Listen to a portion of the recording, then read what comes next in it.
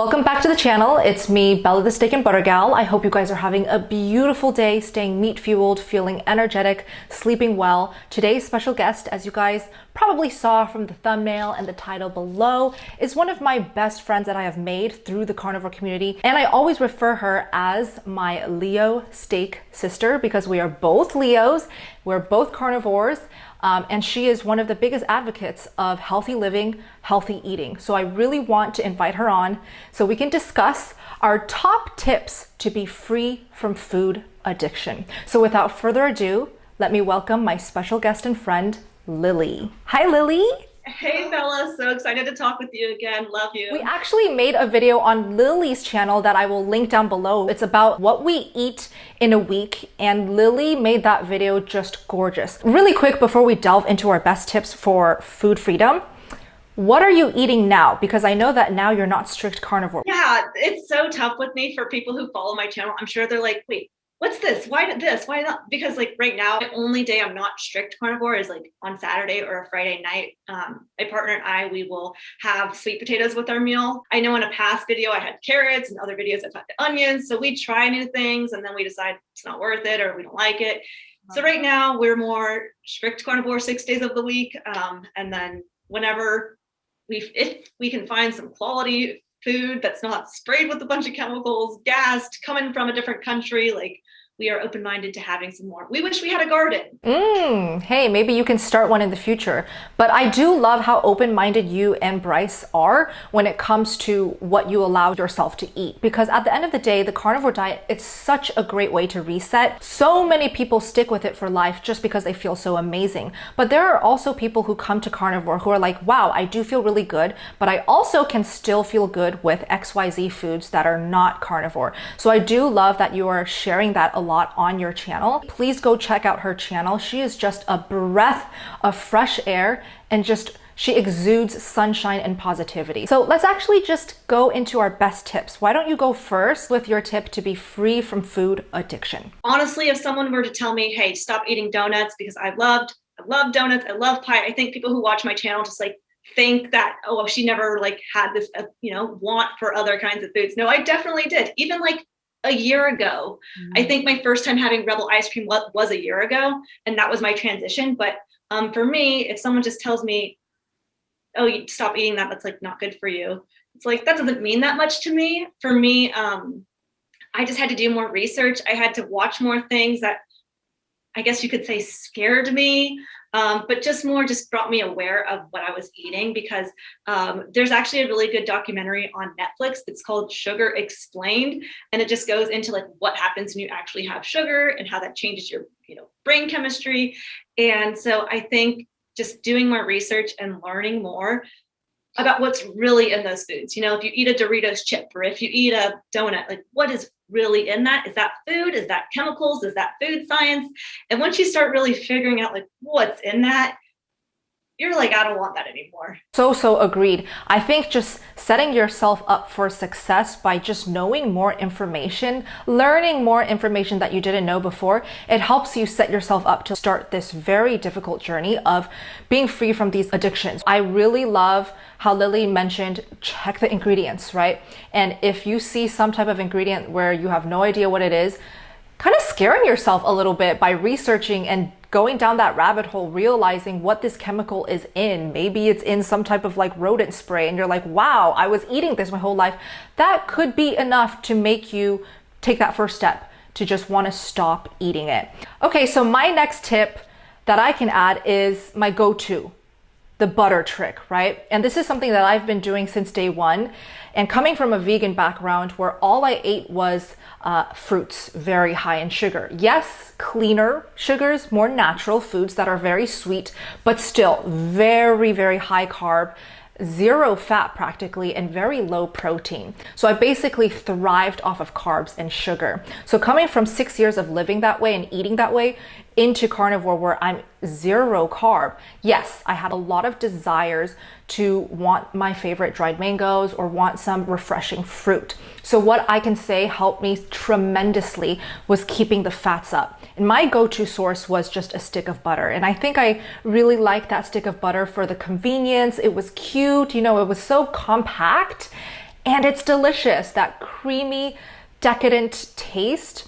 You can have it salted, you can have it unsalted, and almost biting into it, it kind of mimics a bar of some sort, a chocolate bar or something that's like crunchy, gives you that satisfaction. When you're really stressed out, eating something crunchy is very relieving. But I notice, right, keeping your fats up really satiates your brain, your body, your stomach, and your hormones, and it turns off that nasty, evil voice telling you that you need that sugar, that junk food, whatever food you're addicted to. So that's my tip. It's so true, because if you're using the fat for fuel instead of the carbs for fuel, my next tip would be, for me, I could not just rip it off like a Band-Aid and go cold turkey. You're having dessert every day to not having dessert ever. So I really had to slowly transition. So I used, they have them at Costco, but they have like these little keto chocolates, and they're like small size, but then they're also just chocolate, like they're just dark chocolate, no other ingredient. For me, like I had dessert every day, maybe sometimes 2 times a day, but telling myself, okay, I'm only going to have it 1 time a day. And then turning into, okay, I'm just going to have 1 bite. Okay, now I'm going to have it every other day. Now I'm just going to do it 1 time a week, and just challenging yourself and mastering, like, can I just do 1 bite and that's be it? So that I remember one time I said, okay, that's it. I'm just going to do 1 whole month without sugar.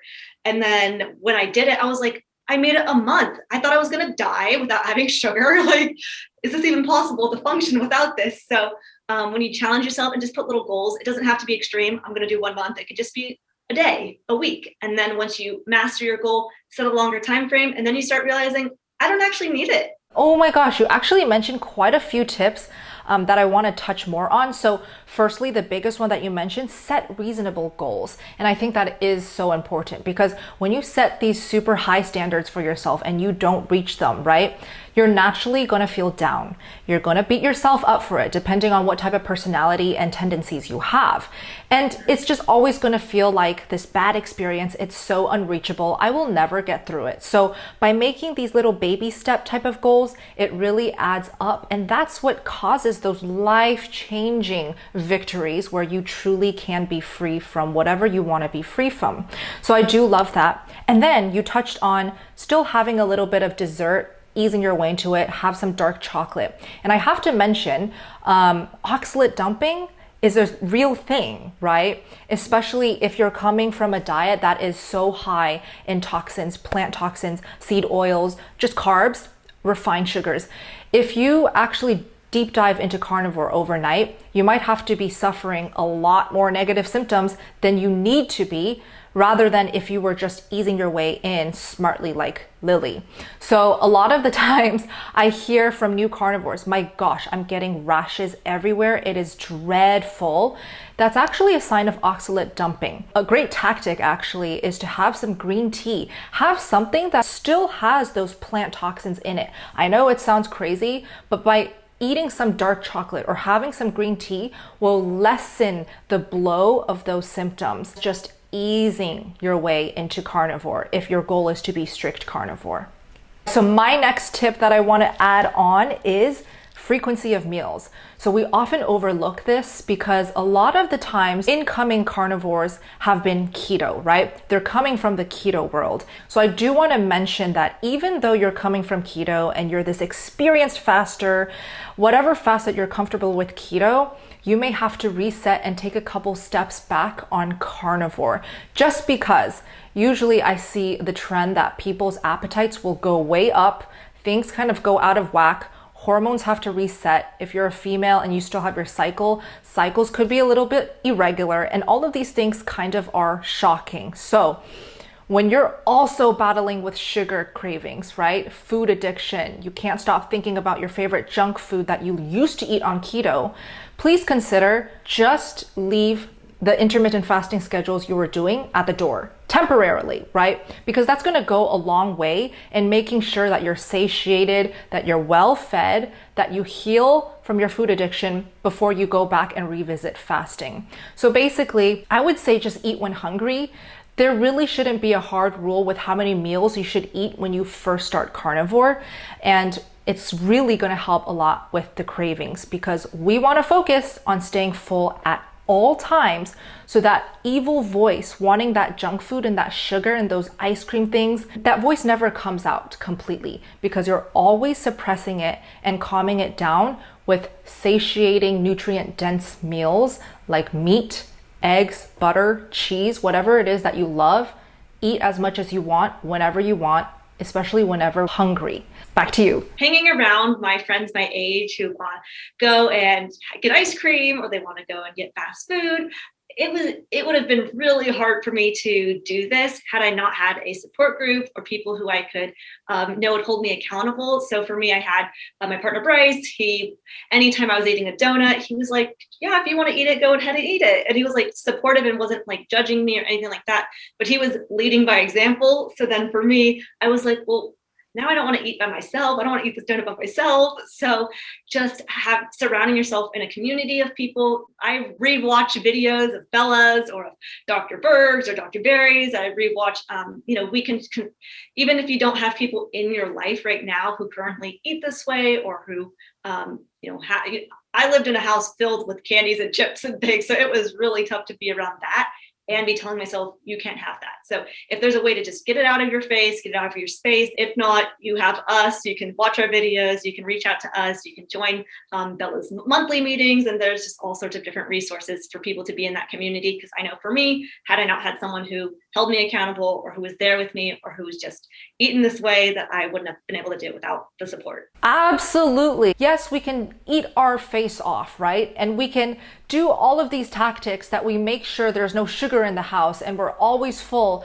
But that sugar voice will always be there, and you won't truly feel like you have to commit to this goal until you have an accountability buddy, or you feel a sense of belonging, or you're part of a community where you get to see everyone around you is also struggling with the same thing. So I think having a friend who supports you, having a boyfriend who supports you, we're both very lucky in that for sure. But if you feel alone, guess what? I created a community just for people like you who feel alone in this, who need that sense of belonging and community, who want to just talk about it with like-minded people and to see other people struggle alongside them. I have a community already prepared and created just for you. I also think what you said about like having your favorite videos where you know it'll lift you up, check out Lillie's videos, because they're always uplifting, positive, and encouraging.